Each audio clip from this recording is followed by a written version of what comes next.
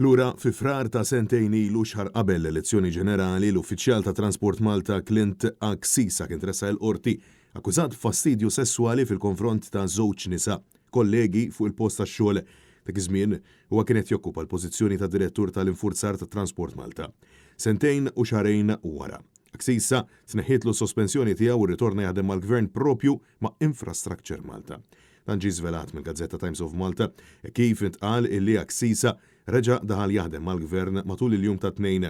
Bit-Times tispjega illi r-ritorn tiegħu hija prassi ġdida tal-gvern ta' qabela illi jdaħħal lura ħaddiema li kienu temporanjament sospiżi.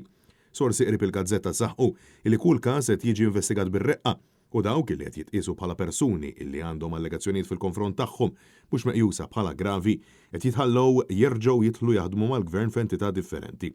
Sorsi oħra illi tkellmu ma' Net News spjegaw illi l-fatt li l-akkużi fil-konfront ta' Aksisa jitqisu mhux daqstant gravi hija tal-mistħija u surreali.